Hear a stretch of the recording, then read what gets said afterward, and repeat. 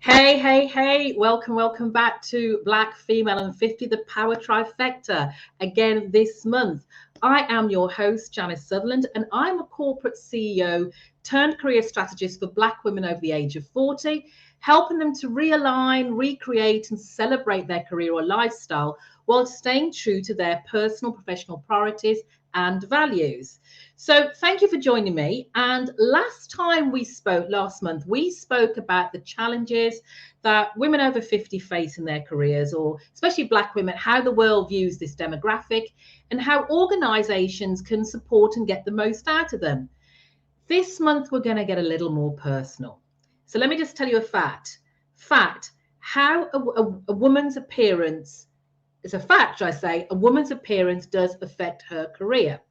Now, managing appearance is a fine line for professional women to walk. There's both a bonus and a penalty for being attractive in the workplace. Some research suggests that women take more care in their appearance, they can earn higher incomes. Other studies instead posit that attractive women can be seen as less capable or less qualified for their positions. But there's lots of research around women's weight gain, resulting in decrease in both income level and prestige. Women wearing more makeup are judged to be more competent than those wearing less makeup. Some women spend loads and loads of money just trying to look younger and better, specifically because they believe it affects their career advancement. The perception is definitely different for women at different stages of their career. Women who are perceived as more attractive may be rewarded earlier on in their careers, but when they cross into the C-suite, most likely because we're a little bit older, other factors do come into play. Now, as I've turned 50 and more, few more years, I've gone through the menopause. I've experienced the obvious changes in my appearance, the grey hair, the weight gain, the lines in my face, and I am absolutely totally cognizant of that. It's my decision to no longer colour my hair. The minimalist makeup has always been my thing, but there's, dare I say, an acceptable code on how women over 50 or mature women should look or what we should wear. So we're not trying too hard to appear younger than we are. But who the heck sets those rules? Should we actually be following them? What impact does it play on our careers? And my guest today, I'm delighted to have with me today, is Renee Lindo. She's also a woman over 50. She's had a very successful corporate career before establishing her own business, Let's Get Dressed Now, where she guides professional women on their style journey so that they can show up as the best versions as themselves. So before we get into it, just to remind the audience who's ever listening, watching, post your questions, your comments. We're here to answer them. We're here to dispel the myths. We're just here to kind of rock that backwards on what people think we should wear, what's said we should wear when we get over 50. So Renee, my first question is a woman who is in this field, in this realm. How how important a role does appearance play on a woman's career when she's over 50? Well, just in general, and thank you so much for having me, Janice. It's great to be here and to have this conversation. Just in general, for any person, any woman, we are judged by appearances, first impressions. People judge us. It's just, people say they don't want to think that that they judge people just by looking, but it is a fact, just a part of being human. You see someone and you make assumptions, right? And what the data tells us is that when for first impressions, they're judging four things. They're thinking, are you trustworthy? Are you competent? Are you confident? And do I like you? Right. So those Yeah. are four big considerations that people are making of us in a split second. So you really want that first impression to be what you want, because it's much harder to change someone's first impression of you. I think the data says you need another, is it like 20 more interactions before before a first impression changes. So and over 50 it's no different. Yeah, you people are going to judge you by Mhm. just your appearance, and they may not be right. So when I work with clients, it's really important that we align your image with your brand and what you stand for. And what I mean by that is, your clothes and how you show up really is your biggest communication tool. It is how you say who you are. It is how people meet you. It's what you're saying. And it is also something you're telling yourself, right? Yeah. Because it is how you communicate to yourself. So when we were, well, we still are, but in the early days of the pandemic, when people weren't getting dressed and really felt yucky around the house, it really changes how we feel about ourselves. And so the message, taking the time to look good, to feel good, to put yourself together really is a part of self-care. And it's a message to me. I'm important enough to take the time to take care of myself. And it's also a message to the outside. So I would say it is very important because we know it happens. It happens all the time. And I'm glad you talked about the pandemic there, because we spent 2 years at home, and I'll be honest, stretchy waistbands probably became my best friend, so returning back to work, and I'll be honest, there's a little bit of weight gain. I've definitely seen that. It has been harder to shift, Yes. especially as I've got older. We're going back to the office. Yes. How do we now accommodate that change of returning to the office? Because what we would have worn probably 2 years ago, that was part of our brand. Yes. It's probably changed. Yeah, absolutely. And that's such a big question, because that's what I'm helping clients with now.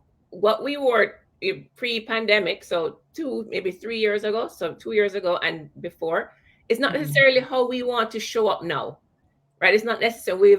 What we have learned is throughout that pandemic, a lot of people took time to think and really think about, how do I want to show up? What kind of work do I want to do? How do I want to feel in my clothes? How do I want to just move through this world? And so as we go back to the office, it's important to, and then also employers and industries really have gotten more casual, right? In their expectations. They know that we've been home for 2 years, and so they're not going to, most workplaces really have relaxed some of their dress codes. So where you used to wear maybe a structured fitted blazer, it's now looser. It's maybe a sweater. It has a knit, lots of stretch. That's the big thing with our return to office attire is stretch. Stretch is our friend. So stretch and comfort, because the thing is, we want to be comfortable, right? We know that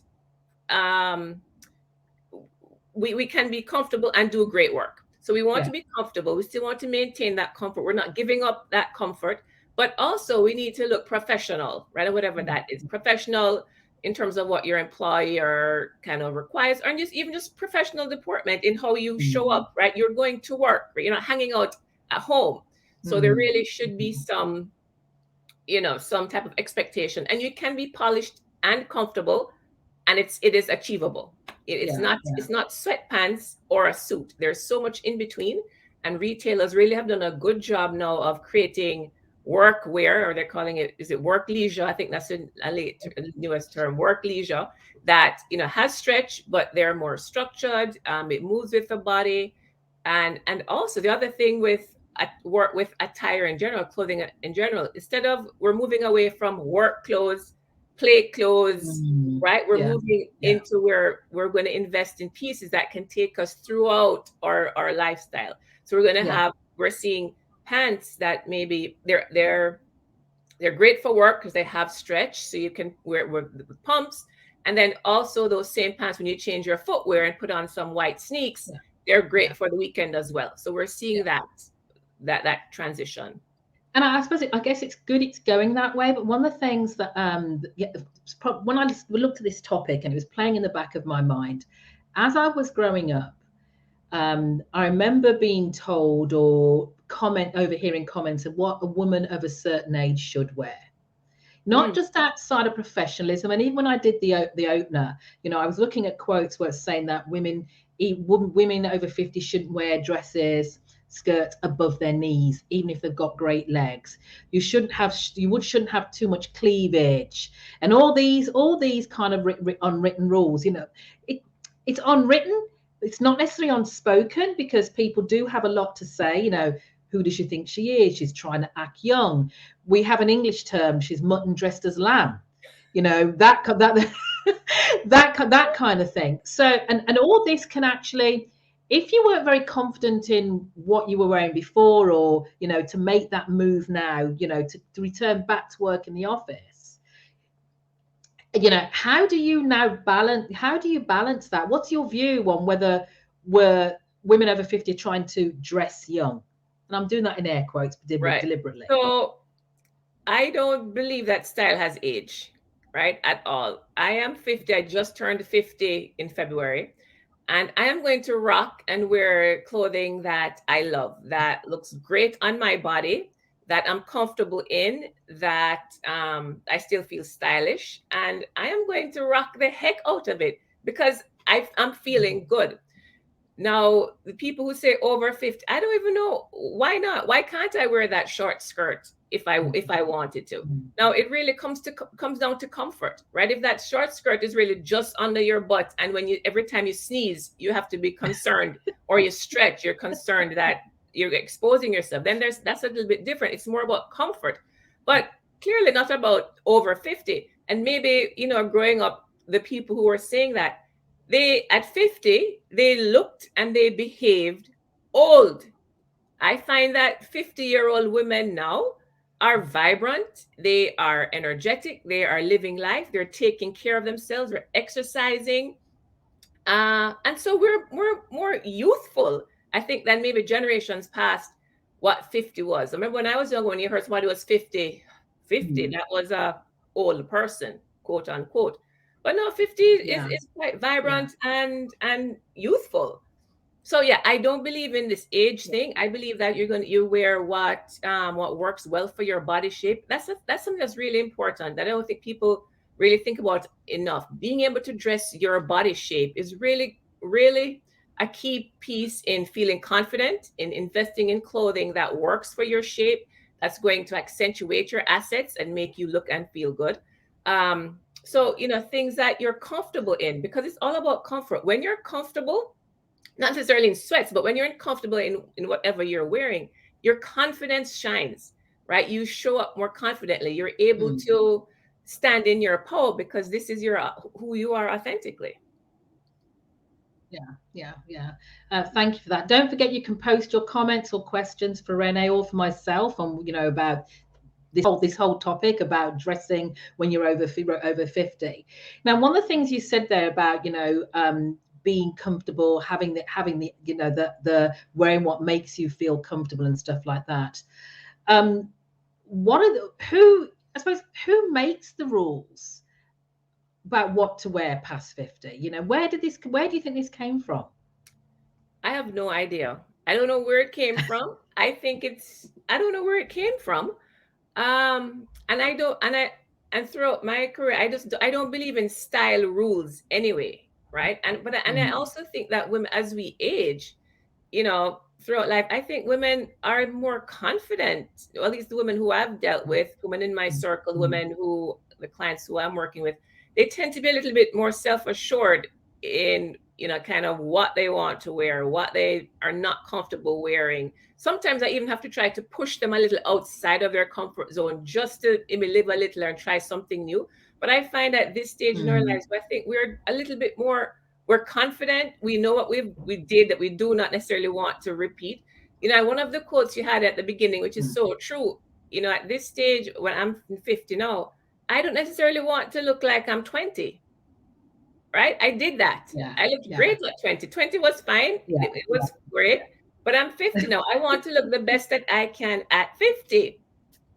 You know, so, and you know, it's just like in life, we go through different stages of life, different seasons, different stages, and then it's important that we allow our style to also evolve with the woman that we are, to the woman that we're evolving to, right? It's no use to say, oh, I used to be this, I used to do that, I used to be able to wear this. So great. When you wore it, you looked fantastic, and you were killing the game when you were 30 wearing this type of outfit. And it's okay to say, you know, that was 30, I did that, or 20. Now I'm 50 and I choose not to wear that anymore. But this is what I'm comfortable wearing, and this is what I'm going to wear. So I think it's important that we really honor the different seasons of our life and dress accordingly to where we're comfortable. Love that. Love that. One of the things we talked about, you mentioned, was different seasons. And 50, plus 40s, going to 50s, we're facing menopause. Yeah. Fact of life. It's a season. We're changing and stuff like that. Yeah. And I also think maybe there are physical changes to our body, apart from the weight gain, parts of our body no longer as perky as they used to be, and stuff like that. So how can women dress to accommodate the physical impact of menopause at work, especially going back into the office now? Because at home you probably could have, you could have done what you need to do, stripped off and things like that. So how do they now accommodate that? Well, with menopause, I'm thinking, all right, so the hot flashes or you're overheating, right? So think about dressing in layers. Also think about wearing natural fabrics, more linens, more cottons, more silks, fabrics that breathe, so that you're not, when you're wearing polyester, it can really be a sweat box, especially, if you're feeling hot. So think about layers. Maybe you'll start up, maybe if you have to wear a blazer, you prefer to wear a blazer, but then what you're wearing is a strapless, a sleeveless underneath, right? So that if you're in the office, unless you have the AC blasting, which I know happens a lot, you can take the jacket off if need be, or you're outside, you can always take your jacket off. You're wearing a dress, maybe it's a sleeveless dress, but you have a jacket over it. So I always think about layers. And the other thing is weight gain, especially if you never had a stomach growing up. A part of menopause is we get weight gain in the stomach area, just kind of deposits. And so that's another thing that I cover in learning to dress your body shapes. If anybody is interested, I have a free dressing your body shape guide. You can grab that from my profile, my LinkedIn profile. But some key things, if you're conscious of a tummy, then the whole idea is you don't want to put anything there that's going to draw attention. So you don't wear a belt across the widest part of your body. If you want to wear a belt, or if the dress has a belt, it's either an empire waist, so above the tummy area, or it's a drop waist, so that you're not drawing attention there. You also want, if it's a tummy that you're trying to conceal, think about having all of the attention be above or below the tummy. So pieces that have maybe your shoulders out, or there's more detail up at the neckline, or if it's a dress or a skirt that has detail at the hem, right? So something to keep the eye away from the tummy. And then also just, something a style that's elongating. So maybe a jacket, blazer, kimono that's long and lean, right? Long, and so it kind of straightens out and elongates that midsection. Yeah. Wrap dresses are fabulous. I love a wrap dress because I find it works for almost every body shape. So wrap dresses are great as well. These are things that you can do to trick the eye, so that you can feel comfortable, so you're not drawing it. That's the thing with dressing your shape. It's about knowing not to draw attention to areas that you don't necessarily want the attention to be. It's taking the eye away from that area. Yeah. Fabulous. Now, you've probably heard this before, but I'm a woman that has a wardrobe, has a very expansive wardrobe with nothing to wear. Oh, yes. Yeah. Yeah. So again, women going back to work, maybe women on a budget. There's some great pieces and there's some expensive pieces I've probably spent a lot of money on. But for women on a budget or going back, how do they kind of make what they've got work for them? Because and also the other thing for me, I suppose, I'm on an island. It's not that it's difficult for me to go out and try stuff out in a store, or from overseas and stuff, things I see online. So how can we make what we've already got or on a budget work for us? Where should we start? Sure. So there are a few steps, a few things that I usually suggest. The first thing I suggest is as we're coming out of the pandemic, well, as we're here now, 2 years later, let me say that, you really take some time and think about you. Think about how you want to show up. Get kind of clear. Think about, how you want to move through the world. What is now your vibe? What clothing do you like to wear, right? So we want to get clear on that. Spend some time doing that if you want to, get some inspiration on Pinterest and create a board. So you just get clear on what the image that you want to project. Then you get in your closet, and I'm going to you have a full closet with nothing to wear, I always talk about shopping your closet first. But what I'm going to encourage you to do is to do a closet edit, right? Look at your inspiration, the pictures that you have taken out, or the celebrities you like, or the person's style who inspires you. Look at their style, have it, and then you're going to compare your inspiration to your closet. How near or far are those two? And then you go through your closet and you kind of take out pieces that, this is no longer me. This doesn't fit anymore. And it has to fit you right now, not when you lose the 10 pounds, because you've been trying to lose 10 pounds for years, right? So want it to fit right now. Yes, you spent money on it, but if it doesn't serve you now, then what's the point? It's just taking up space, and your closet is prime real estate. So go through your closet, get rid of stuff that really don't serve your lifestyle now. They don't resonate with the woman you are. It doesn't resonate with your goals and how you want to move through the world. And then with what you have left, play around and try things on, put things together that maybe you hadn't worn together before. And when you've cleared out, create a shopping list, a list of things that you're going to need or gaps that are there. But I would suggest, we say shopping is difficult, but at least you have a more deliberate and intentional list of what's missing. So when you are shopping, then you know exactly what you need. Right. But so that's what I would suggest. And I did a whole series on Spring into Spring with Style. And every day we talked about topics. And this is one of the topics that I talked about: how to get clear on your style, what to look for, what to get rid of. So it's on Instagram. If anybody has on Instagram as well, under my handle, Let's Get Dressed Now. But I think that's really a good starting point, is your closet. Get it. It's full. It's full of stuff. You keep buying pieces that you like. Okay, I love this. But we're forgetting, okay, I love it, but what do I already have that this piece is going to work with? Many times we're buying it in isolation. We just see a top and we like the top, or we see a pant, we like the pant. But when you take it home, there's nothing to work with it. And so that continues. And then you end up with a closet of random pieces and not a closet of outfits. And that's really what I try to help clients to do, is to build a closet of outfits, so that when we're getting ready, it's much easier to put something together and get out the door, and to stay on budget. Because you mentioned budget, that's really important. Budget. Yeah, definitely. Let me just look at a couple of quick comments. We've got a great question here from Sandra. She says, she's commenting about wearing what makes comfortable.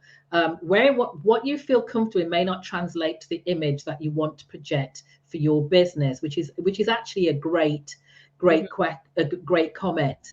So how does what you wear and the perception of you at work, what's the impact of that? It's definitely related, right? Your person, your image and how you show up is the packaging of your personal brand. So when you feel comfortable wearing, so comfortable doesn't necessarily mean sweats. Comfortable could be that I'm wearing this blazer, but I'm comfortable wearing my blazer because it's not restricted. I feel great in it. So if she can maybe break that be more specific with that question. But for sure, how you are showing up in business, whether if you're employed or an entrepreneur, really is the packaging of your personal brand. So people will judge you. Will judge you by what they see. Now, what I would suggest is, if you're in a corporation or organization where you have to dress a certain way and that's completely opposite to what you're comfortable for, then maybe you want to think about, is that a place that I really am going to thrive and want to be in? Think about that. Because if you have to wear this clothing that every day it's like, oh, I feel so uncomfortable, then you're not going to, your creative juices don't flow. You are not, you're just not your optimal self then, because you're feeling confined. So I'd think about that. If you have to dress that is so outside of what you're comfortable wearing, then it may not be a great fit for you. You have to think about that. That's true. It's true. There's another comment just come up here. Let me quick look, share this. So it says, as an image consultant, the topic of professional dressing as we return to the office is important and relevant, since the way we look is the first level of communication, which what you said at the top was seen before we're heard. The message we send through our appearance creates our first impression. We must think, what message about ourselves do we want to project? Now, I think there's kind of like a clash, I think, because like you said, it's what's expected in the office compared to. But it's balance, right?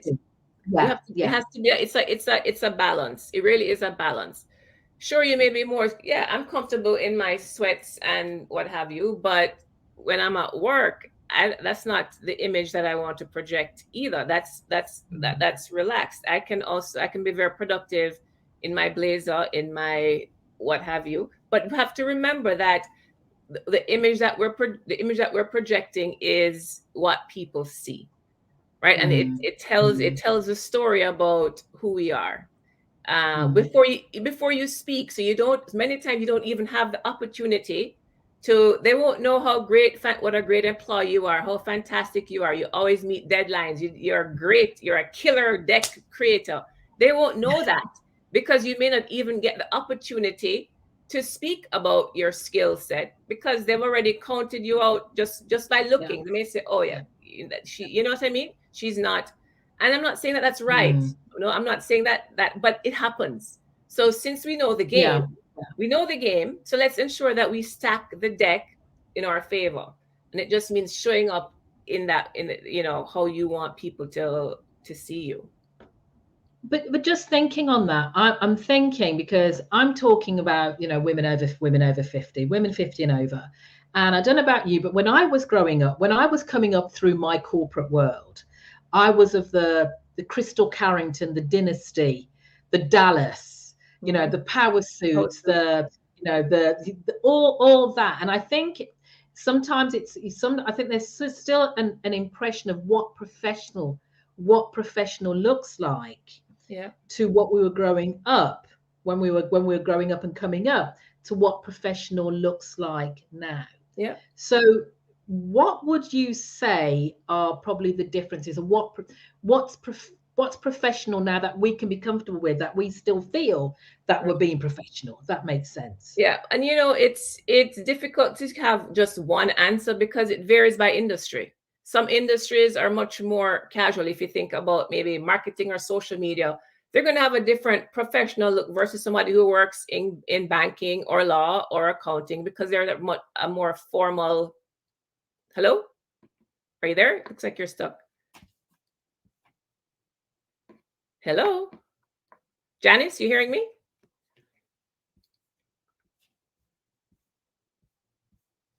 Because they're in a much more formal in industry. So it really varies it really changes by industry.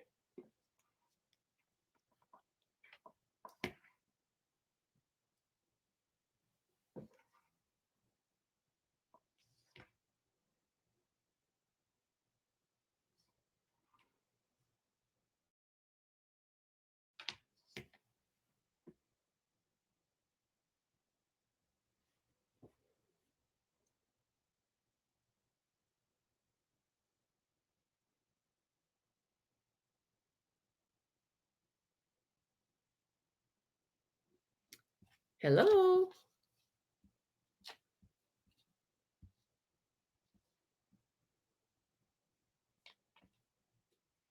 Can you hear me? See me?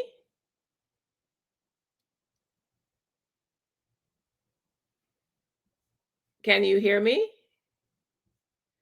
It shows that I'm still on, but I don't see Janice.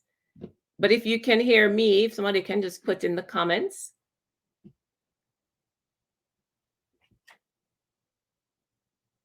Okay, perfect. So you can see me. Can you see? Yes, I can see the comments. So if anybody has any questions, I can take the questions until Janice comes back. Yes, I can see you. Let me scroll through the questions. You love the idea of clearing out your closet. Yes, absolutely. Yes, a wardrobe and style vision board really is a great starting point, especially if you're confused and you're not really sure where to begin. That really helps you to clear your mind and to get clear. The other point is, I would suggest, if you're going to create a board, not to put like 100 pictures on there. That's overwhelming, and it comes back to, okay, what do I do? So limit to maybe about 30, and then think about why you like a certain item. I'm back. Great to have you. Thanks for joining us. Not even sure what happened. I had an internet, the challenges of living. Yeah, never mind. I'm here. So what did I miss? What did I miss? Nothing really. I was wondering if they could see me, and I was going through the comments and trying to answer and add some more context. Excellent, So, excellent. So yes. thank you for holding it. Thank you for holding it down all the way down for me. So we're probably coming to my last couple of questions. Any more questions in the comments? Let me just look, see if I had any more questions that were burning. Correlation. Yeah, good question. Should women disguise their age? Oh my gosh. My answer is no. I'm not disguising. First of all, so there are a few things, right? When I think about that, we want to be authentic. We want to be ourselves. Yeah. So how are we going to disguise our age? That is where I think we're going to have more problems, because we're going to, whatever you say, look like a mutton in a lamb. However, mutton dressed as lamb. In Jamaica, we say, like, mother young gal, like you're dressing young, but you're really old. It shows. So no, so as I say, that's where I think you're going to have problems, because you're trying to look like something or someone you're not. The beauty of style and your personal style and the confidence that I think we have gained or gaining as we age is that we want to show up as the best versions of ourselves, right? I want to look like the best woman, the best Renee that I can look like at 50. Not Renee, not the best Renee at 20 or 30, because that's not who I am now. So disguising your age, I don't know how you're going to what does that mean? Does that mean wearing short skirts? Does that mean, what does disguise your age mean? Right? I don't know how you would do it. I mean, in the workplace, act juvenile. What does disguise your age mean? Yeah. Because I think the point is at 50 we have a lot to share. We have confidence, we have tons of experience, we come with a certain level of maturity and know-how, all of that, so much stuff, tons of experience that young women just starting out, they just don't have, right? So there's really some strong points that we have that we're able to share and market and leverage. And our image should just be a packaging for all of that. Tell me what you mean by this, because maybe I don't get it. I think it's to me, almost like coloring your hair and stuff like that is still disguising. Okay. Because one of the things I stopped doing was, probably pre-pandemic, was coloring my hair, because I got to the point where I'm thinking, do you know what?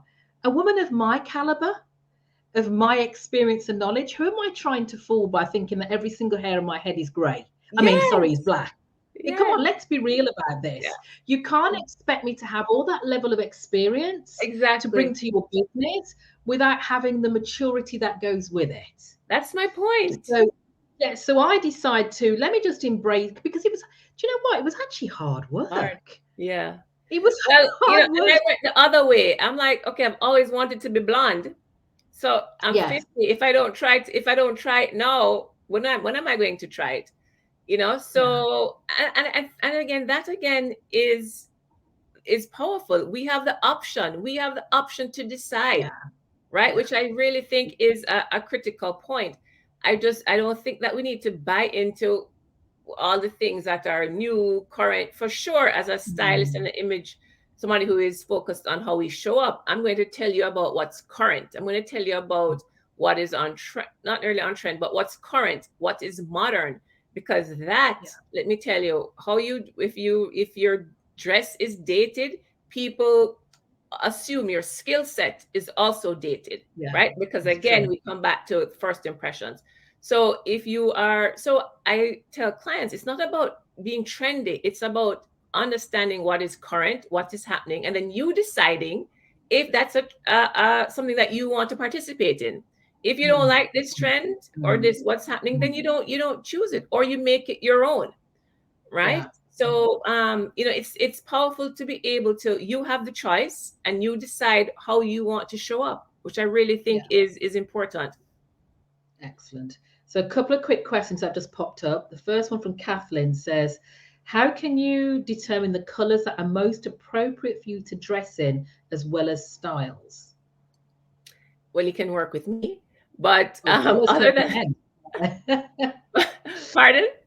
I said colours. Another question for colours came up again. So yes. So a few things when you're thinking of what colors to wear. A few kind of rules I use when you put it comes to undertones, right? Some people have cool undertones, people have warm undertones, people have neutral undertones. So if you have warm undertones, usually warm colors look great on you. And how you decide that, just put the clothing right up against your face, and you can right away see whether it's a great color for you or not. What happens is, if it's not a good color, then it shows up all the lines in your face. It shows up on the dark circles. Your skin will look blotchy. You look jaundiced, and you can look tired. If it's a great color for you, then the whites of your eyes will be brighter. Your skin looks clearer. You look alive. It brightens you, and you can tell sometimes when you put the color against your chin or your across your chest, right away, for some people, you can see the color just wash out of their skin. So I encourage you to try that. Just put it right up to your face and see what it does to your coloring. Yeah. And the color shouldn't wear you either. It should just be a nice complement to your complexion. Yeah. Now I couldn't resist this question, because this question. Let me show the question. Would you please address leg wear? Many ladies no longer wear pantyhose or nylons under their professional clothing. Are nylons out of style or antiquated? I think so. What a great question. Personally, I always hated them, even as a child. Yeah, I know in the Caribbean, when I think about Jamaica, because that's where I'm most familiar. Yeah. Maybe like if you work in the bank, some of those places, there's the parts of the uniform you wear stockings or hosiery. Yeah. But other than that, like no, I haven't worn stockings in years. I live in Toronto, so the stockings that I wear tights just for warmth, not as a part of dress. I mean, of course, unless it's an evening function and you have on, pumps. It's a dress function. You have on pumps, and it's a shorter dress, and it's really not black tie, but a formal type. You may want to wear some stockings, but it's been years. Yeah, same here. And my love-hate relationship started when I was very young, because in the UK, they didn't make nylon stockings tight. We call them tights. We call them tights. They didn't make them to accommodate black skin. Oh, yes. So we always had this one called American tan, which was the most awful color. The closest, but you always looked like your skin was ashy without yes because you wore them, and I just couldn't think of wearing them out here. I just really couldn't think of wearing them in the heat. I just couldn't. No. So we're going to start wrapping up. There's no more questions from the audience. So Renee, probably a couple of tips for us returning back to work as to how we can make sure we're right. We look good going back to work. Yeah. As a woman over 50. Yeah, woman over 50. So, one thing I would say is, remember that you are the star of your show. Okay? Your clothes, they are auditioning for a role. Okay, so don't beat yourselves up when they don't fit or they don't look great. Remember, we all come in different shapes and sizes. So sometimes you have to get your clothes tailored. But if the clothing doesn't fit or the size doesn't fit, just say, oh, you didn't make the cut. right? So it just changes your mindset when you, instead of beating yourself up that nothing fits, just say, hey, they didn't work for me, right? And you just keep looking. So you're the star of the show, and the clothes are just auditioning for a role in your movie. Okay. And the other thing is, I'd encourage you to really spend some time in your closet. Everything starts and ends in your closet. That's how you start your day.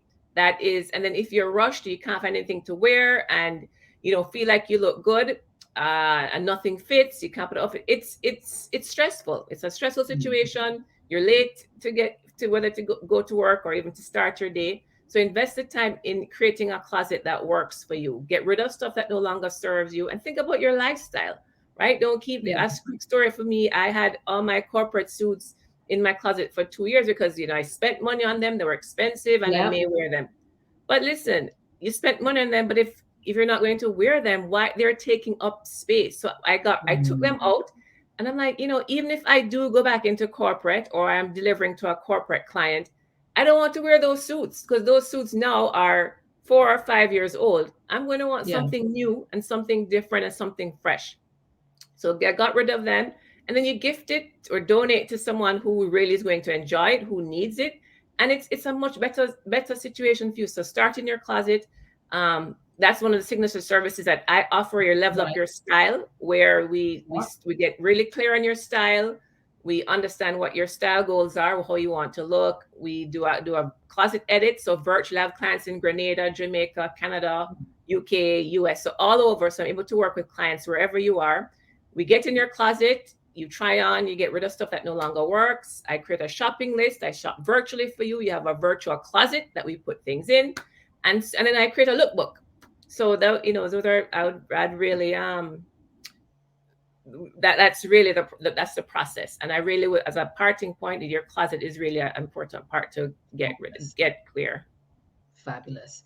Now, lots more questions came up, but we have run out of time. Renee, I'm sure you'll go back, look at the comments, some really great comments. So thank you so much for joining me today and sharing your knowledge. I'm going to probably set a day apart. It's a day aside to go through my own wardrobe.